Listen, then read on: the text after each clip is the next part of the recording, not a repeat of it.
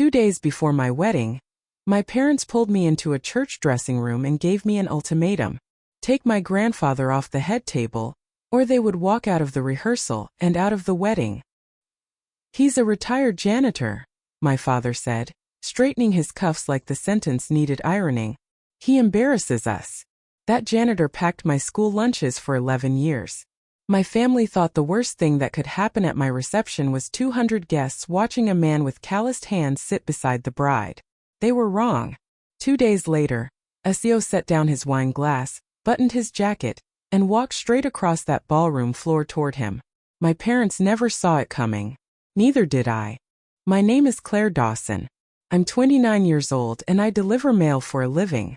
I want to tell you about the summer I was 7, when my parents moved to Columbus and left me with my grandfather in Dayton. Just for a year, sweetheart, until we're settled. 1 year became my whole childhood.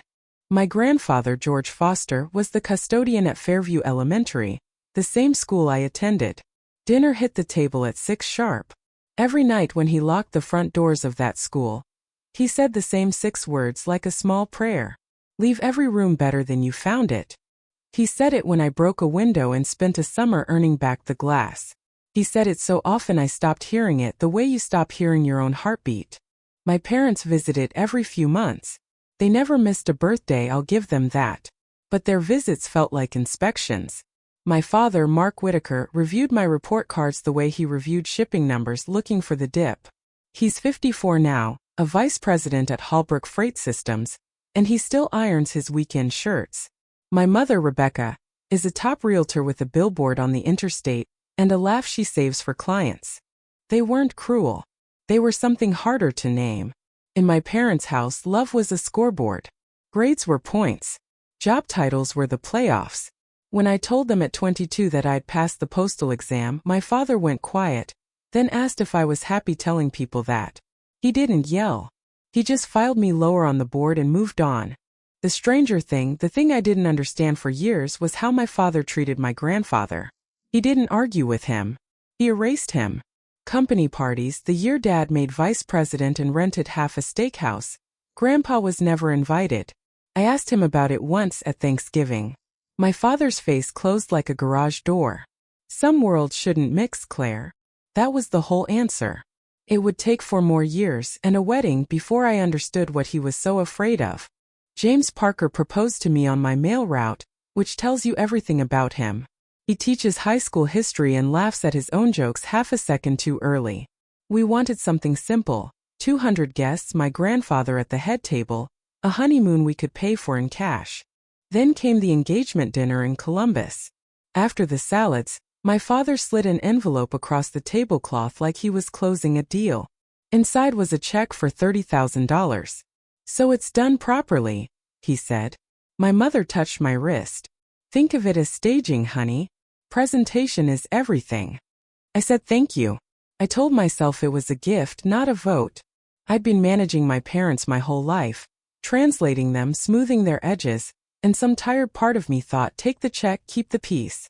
Then, while my mother refilled the wine, my father slid a second thing across the table. A leather folder monogrammed. Just a few thoughts on the guest list. Inside was an org chart. 26 names I'd never shared a meal with, regional directors, senior vice presidents, and at the top, underlined twice, Andrew Collins, CEO of Holbrook Freight Systems. My wedding had become a business function between the appetizers and the cake. It took a week of phone calls to understand why. Holbrook's senior VP of operations had just retired. The chair was empty, and my father had spent 20 years positioning himself exactly 1 rung below it. A wedding was the one event where he could put a CEO, a string quartet, and his own last name in the same room and call it family. I gave up the band I wanted. I gave up my florist. I told myself each surrender was small. My fiancé watched me negotiate away my own wedding, 1 voicemail at a time, and finally said gently, "You keep calling it their event." Then the seating chart arrived. Color-coded, professionally rendered, Holbrook executives fanned around the dance floor like a security detail. I found my grandfather at table 14, back corner, behind a pillar where the photographs wouldn't reach. I called my mother. Grandpa raised me. He sits at the head table. Sweetheart, The head table is for the wedding party and the hosts. It's cleaner this way. Cleaner.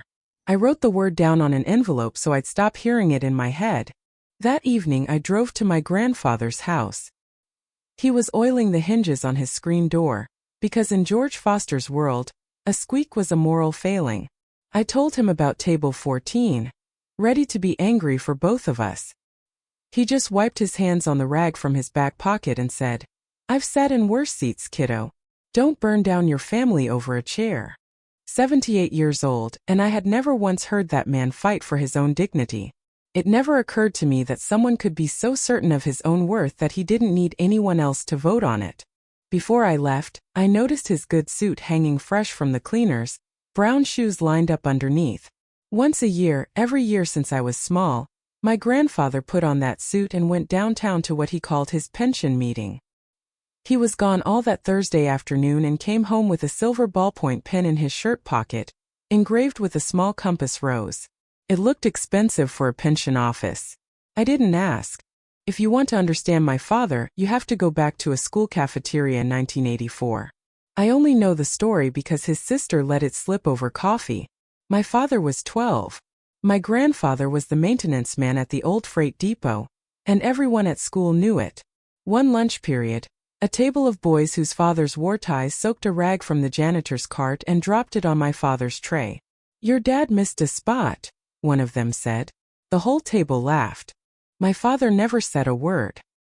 He walked home, threw the tray story at his own father like an accusation, and begged him to get a different job, any job, one with a desk. My grandfather, who had a mortgage and 2 kids and a wife who was starting to get sick, said the only thing he knew how to say. Work is work. My father never forgave that sentence. He mowed lawns until he could buy clothes nobody could laugh at. He became the first in the family to finish college. He spent 30 years making sure no one could ever drop a rag on his tray again. I ached for that 12-year-old boy. Then I remembered he was 54 now, and the man he kept punishing for it was his own father. That Sunday my mother called a family meeting. My father actually had a slide deck. A run of show, a photo protocol, and second to last, a slide titled Seating Optics. He set down the clicker and talked to me the way he talks to underperforming numbers. Andrew Collins would be seated 14 feet from the head table. Every director in the region would have a direct sightline to my chair. We will have a retired school janitor in a department store suit. That's the story the company tells on Monday.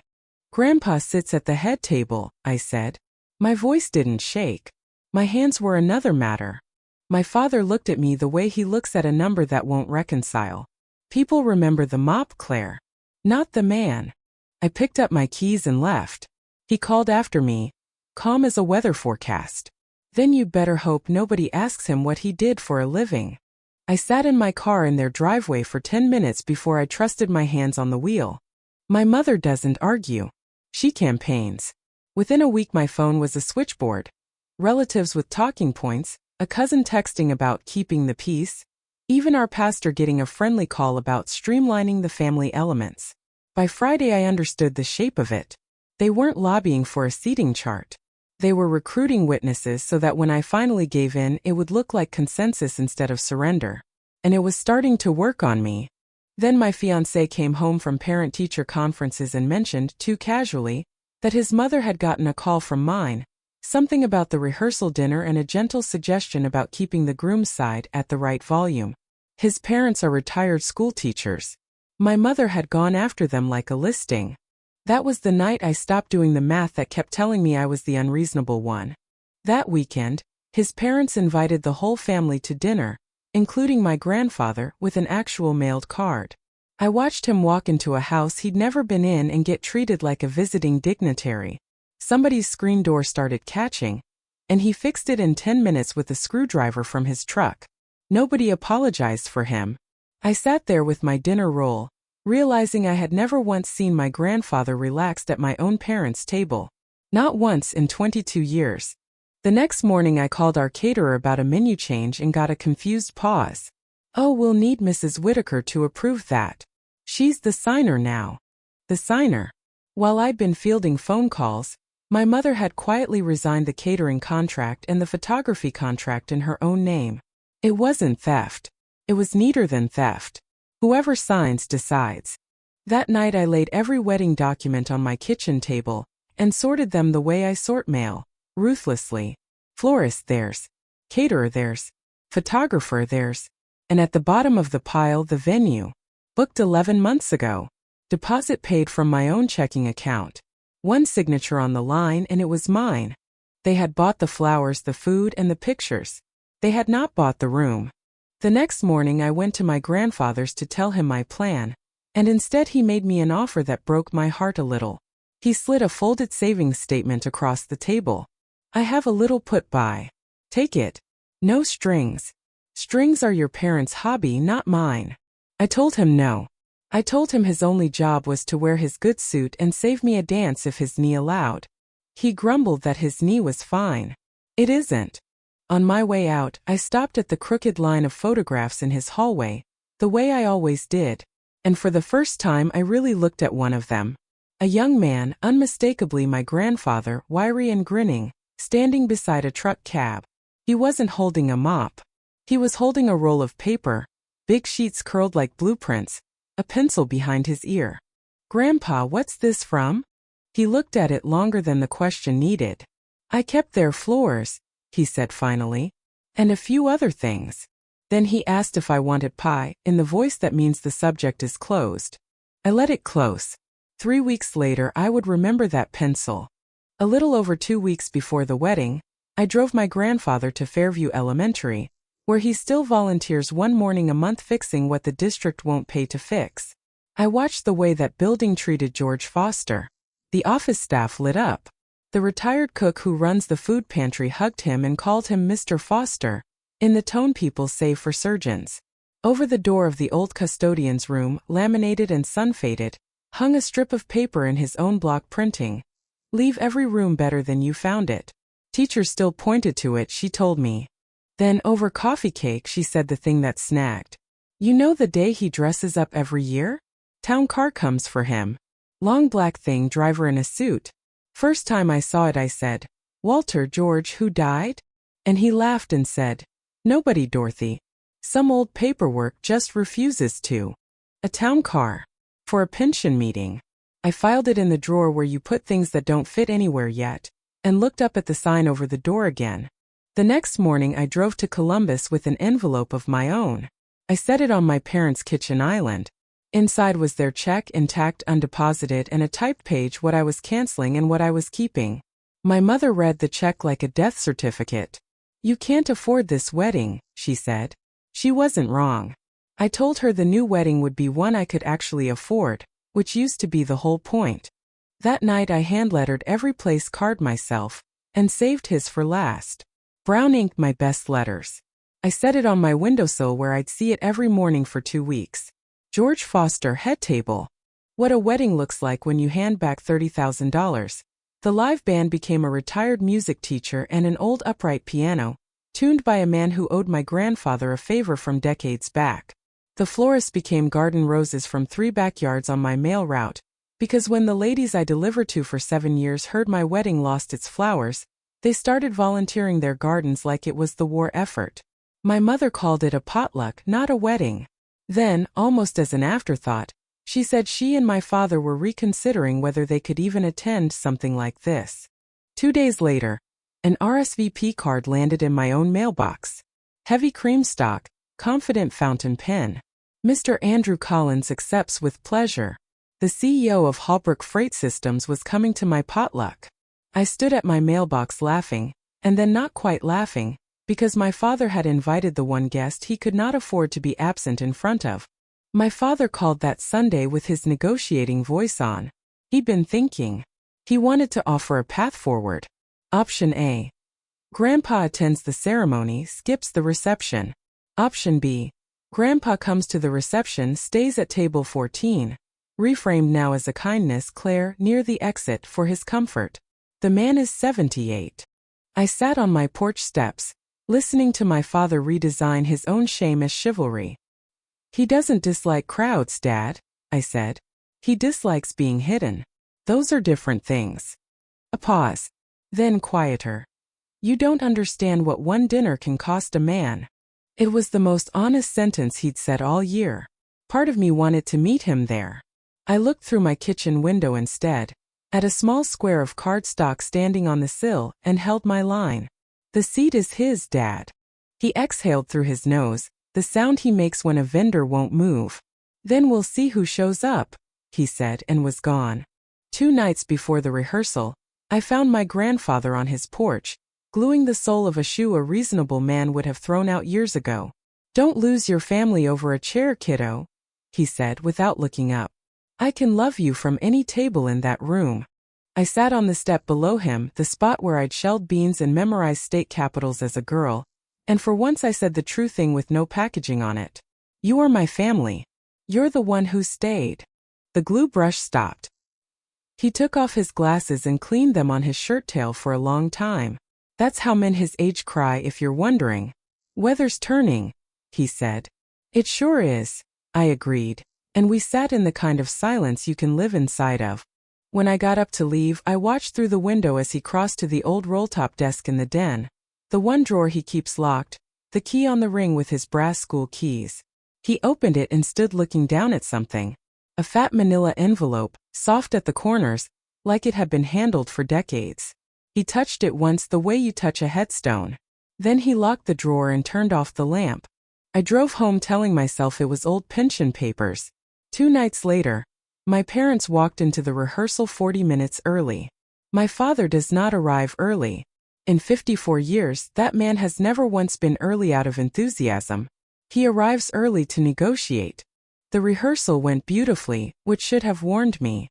Golden light through stained glass, my grandfather at the back of the aisle in his cardigan, holding my elbow at the exact pressure of a man who knows which things are breakable. And then while the wedding party ate lemon bars in the vestry, my father said, "Claire. A word. Family only." In the small dressing room off the vestry, my parents arranged themselves like a closing team. My mother held a fresh printout of her seating chart, as if the last month had been a clerical error.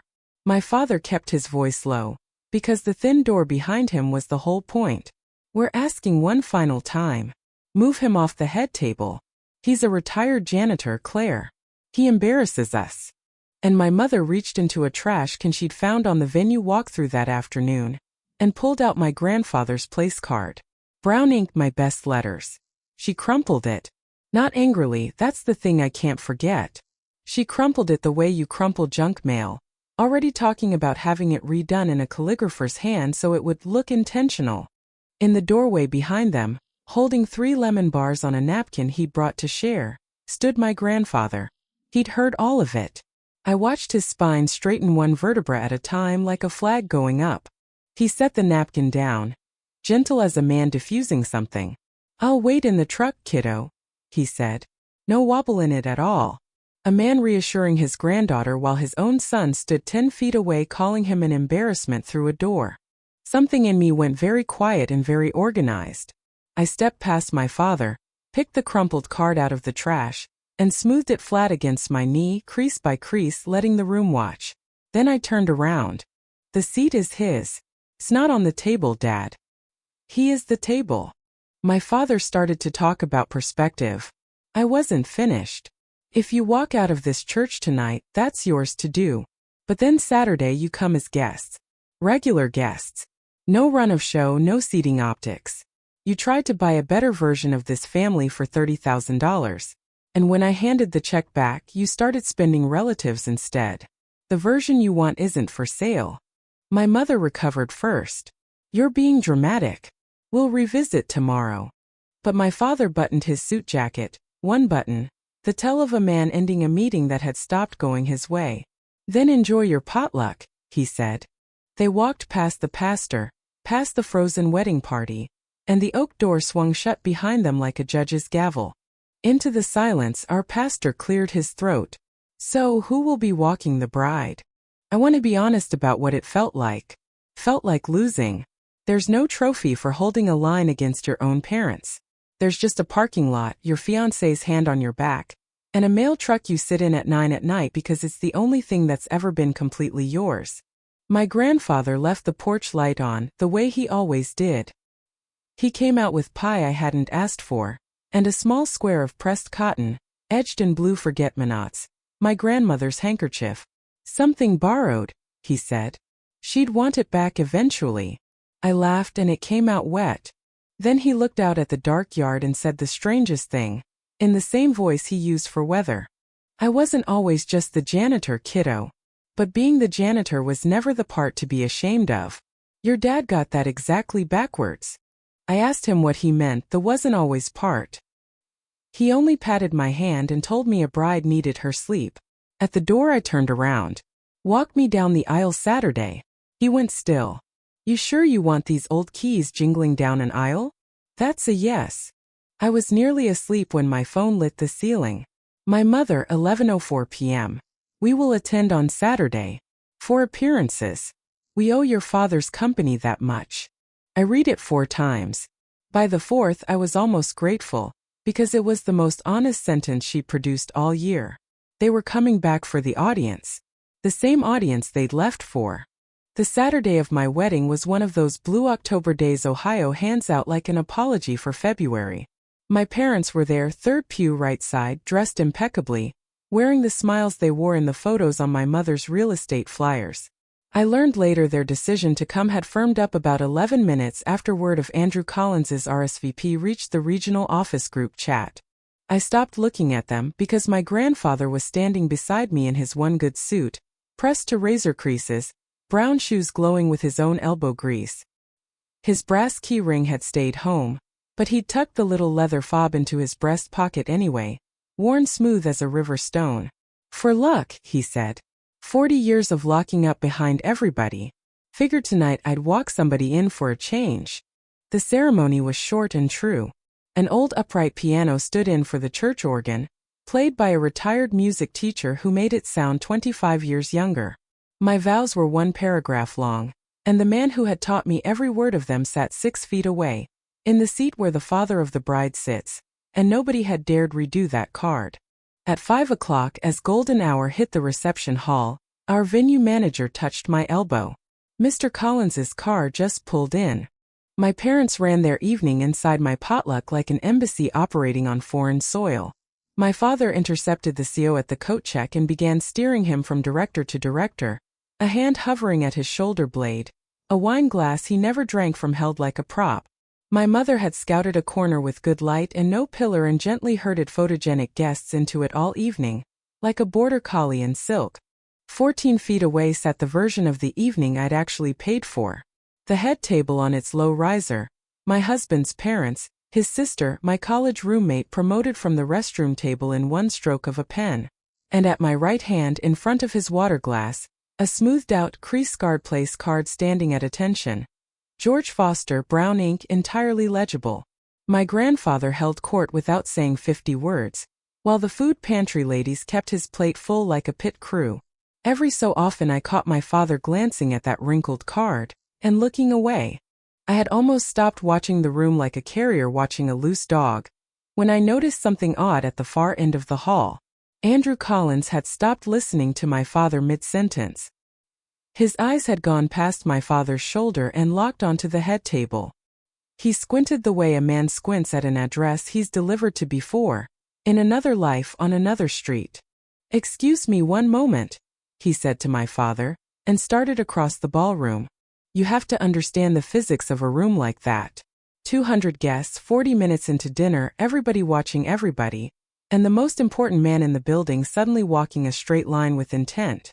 Conversation died table by table behind him like dominoes going down on felt. My father stood stranded near the coat check, his hand still shaped for a shoulder that had left. My whole body went cold with one thought. He's going to say something about the janitor. This is happening at my wedding. He stopped in front of my grandfather. My grandfather set down his fork, wiped his mouth unhurried, and looked up with the mild, level face of a man who'd been waiting for a bus he knew would come eventually. The room went so quiet I could hear ice shift in someone's glass. The coffee pot in the pantry lady's hand froze in midair. The pianist lifted her hands off the keys and left them hovering. Andrew Collins buttoned his jacket and drew himself up straight, the way men his age do when they're about to say something they consider historic. He held out both hands in a two-handed clasp, and his voice carried to the corners of the ballroom without a microphone anywhere near it. "Welcome back, Founder Foster." That was all. That was everything. I watched the sentence travel across my wedding like weather. The Hallbrook tables went from polite quiet to the specific electric silence of employees doing arithmetic. "Founder Foster. The bride is a Whitaker. The vice president over there is a Whitaker." And the old man at the head table, in the pressed navy suit, with the crease-scarred place card in front of his water glass, had just been called founder, with the capital letter audible. I found my father's face in the crowd, and I will tell you exactly what happened to it. It went white, not pale wax white, coat check ticket white, the color of a man watching 30 years of arithmetic come apart in public. His wine glass tipped in his hand. A director caught his elbow. My mother, one table over, had gone completely still, her face frozen mid-smile while her eyes tried to leave the building. My grandfather shook the CEO's hand the way he shook everyone's hand, once firmly like a latch closing. "Andrew," he said, "you're interrupting the salad course." The CEO of 12,000 employees laughed like a schoolboy, asked if he might join the table, and sat down across from the pantry lady, who poured him coffee with the serenity of a woman who'd fed too many important men to be impressed by one more. What the room got next wasn't a speech exactly. Andrew Collins stood with his coffee cup, asked my permission with a little bow that made the pantry lady's coo, and gave my wedding 60 seconds of company history that exists in no brochure. In 1988, he said the old freight depot was 90 days from going under, and a maintenance man nobody had ever asked stayed late one night and redrew the entire regional routing system on the back of packing paper. Hub and spoke load consolidation, the bones of everything the company still ran on. The owner back then, God rest him, had the sense to listen. The maintenance man became a silent partner. When the company reorganized years later under a new name, that partner sold back his operating stake, kept 40% through a holding company, took the title of chairman emeritus, and asked for exactly one thing in return, that his name stay out of it. He wanted a self-made founder story for the customers, Collins said, and George wanted to go home by 6. Both men got their wish. With the old owner 7 years gone now, I figured that promise had finally been kept long enough. "I sit with him once a year," Collins said, lifting his coffee toward my grandfather, "and once a year he tells me the same thing, that every route this company runs was drawn by a man everybody in the building walked past for years without seeing. I used to think he was being modest. Pause you could park a truck in. He was being precise. The pen with the compass rose. The town car once a year. The pencil behind his ear in that old photograph. The fat manila envelope in a locked roll-top drawer. Every odd sock in my memory paired itself up in about 4 seconds, and I had to hold my husband's arm across the room. My mother did the same math and arrived somewhere very different. She was already moving her chair. You have never seen a renovation completed as fast as the one my parents performed on themselves over the next 10 minutes. My mother materialized at my grandfather's elbow with a dessert plate, laughing at something he hadn't said, her chair somehow now adjacent to his, telling the pantry lady they simply had to get his pie recipe. My father shook Collins's hand and said something about family running deep in the company. His voice held. His face was still finding its color, and his eyes kept skidding off his own father like a truck on black ice. My grandfather received all of it the way he receives weather. Then my father touched my arm. "Hallway. 1 minute. Please." Out by the coat check, my father, 54 years old, vice president of regional operations, looked at me with a face I had wanted my whole childhood. Warm. Open. Urgent. 100% focused on me. "You have to fix this. Tonight before he leaves. Talk to your grandfather. Tell him about the senior VP chair. He listens to you, Claire. You're the only one he's ever listened to." I stood there in my wedding dress listening.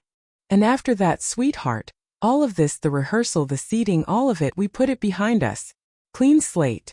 We're a family again. There it was. Everything I'd wanted since I was 7 years old, offered with a warm hand on my shoulder at a price. 22 years I'd waited for my father to call me sweetheart in that voice. It took a stranger's greeting to teach it to him in one night. I looked through the doorway at the head table, where my grandfather was back on his salad like a man with no history at all. I felt the oldest muscle in my body flex, the fixer, the translator, the girl who smooths it over. Here at last was the deal I'd been born being trained for. One conversation and I could have my whole family wrapped and delivered. All I had to do was become the go-between again. All I had to do was spend the seat of honor my grandfather never asked for on the chair my father had never earned. No, I said. My father blinked. Claire, you wanted a better table. He built the room, I said quietly, the way he'd taught me without meaning to. Then I walked back into my reception and left him standing in the hallway with his clean slate. What happened next took about 90 seconds and cost me the last version of my childhood I'd been saving. I went to the DJ booth, moved one item up the schedule, and took the microphone. My voice went out over 200 guests, steady as a route I'd walked 1,000 times. Ladies and gentlemen, the father-daughter dance. Heads turned toward my father in the hallway doorway. I watched people find him, mark him, wait for him to move. I walked the other way, past my mother's frozen smile, past the Hallbrook tables, to the head table, where I stopped in front of a 78-year-old man in a navy suit and put out my hand, palm up, the way he'd taught me to offer sugar to a horse. You've walked me everywhere else, I said. Walk me through this one too, Grandpa. The room made a sound I can't spell. He looked up at me for a long second, glanced once, only once, at his son in the doorway, and then George Foster pushed himself up with both hands flat on the table, took mine and led me onto the floor his whole life had earned. The pianist didn't play the song on the schedule. She looked at my grandfather, got some tiny signal I'll never decode, and started "What a Wonderful World," slow and plain, the way it sounds in a kitchen. My grandfather dances like a man who learned in a living room with a woman he loved, small steps, sure frame, counting under his breath out of 50-year-old habit. 1, 2, 3. I was 11 again, standing on his shoe tops, except now I was crying onto a navy lapel that smelled like cedar. I understood something during that song I'd been circling my whole life, and I'll give it to you the way it arrived. Plain. I had spent 22 years believing that belonging to my family was a job with performance reviews, that if I managed everything well enough, translated hard enough, smoothed enough edges, I would finally earn my chair. And the entire time, the only person who never once made me apply for his love was the man whose hands were rough from keys and bleach and other people's floors. Belonging isn't wages. It's a gift or it's nothing. Somewhere past the second verse, I whispered the only thing there was to say, into the cedar. Leave every room better than you found it. His arm tightened half an inch. Old men don't sob. They compress. You just did, kiddo, he said. When the song ended, he didn't make a speech. He held my hand up like a square dance caller, turned to the room, and raised his water glass with the other. To my granddaughter, said the quietest man I have ever loved, in a voice that reached the coat check, who never once asked what a person was worth before loving them. 200 glasses went up.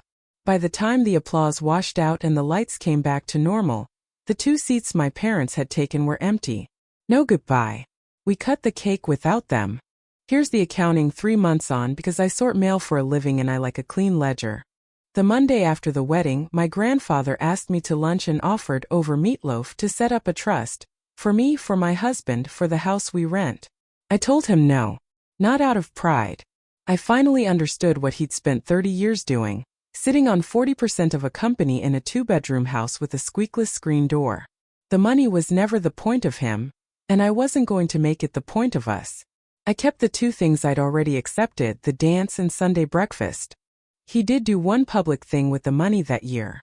That spring, the school district announced a scholarship, full ride every year, for graduating children of the district's custodians, cooks, and groundskeepers.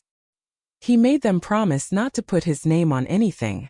There's a plaque taped over a door at Fairview Elementary that's been there for 20 years, and it still just says, "Leave every room better than you found it." As for my father, nobody fired him. That's not how any of this works, and honestly, it's better this way. He still parks in the same spot, still works 1 rung below a chair he'll probably never sit in now. Nobody punished him. The story just got around. It turns out optics were the one thing he'd always been right about. He emailed me in November. 2 lines, no subject. I didn't know. That's not an excuse. I've read it more times than I'll admit. I haven't answered yet. My grandfather and my therapist agree on exactly one thing, which is a first. I don't owe it an answer on anyone's schedule but mine. The door isn't locked. It's just not my job to hold it open anymore. It never was. My mother mailed us a crystal picture frame for Christmas, heavy and Austrian. The card signed in her flawless cursive. I did use it. The photo I chose was taken from the edge of the dance floor. An old man in a navy suit, mid-turn, laughing, and a bride on his arm looking up at him like the whole room was his. Because it was. It always had been. We still do Sunday breakfast 7:30, his kitchen, my turn to bring the eggs. 2 weeks ago I caught him at the sink washing my coffee mug before I'd even finished drinking from it. Force of habit. I told him the room was fine as I found it. He laughed until he had to sit down. On the windowsill above his sink, flattened under a jelly jar full of pens, there's a small rectangle of cardstock with a crease scar down the middle. Brown ink, my best letters. He kept it. My grandfather owned 40% of an empire for 30 years, and never once used it to buy a person. My father chased a title for 30 years and nearly sold one. If you take anything from my wedding, take this. The seat of honor was never about what either man had. Dignity isn't the name on your office door. It's what you leave behind in every room you're trusted to clean.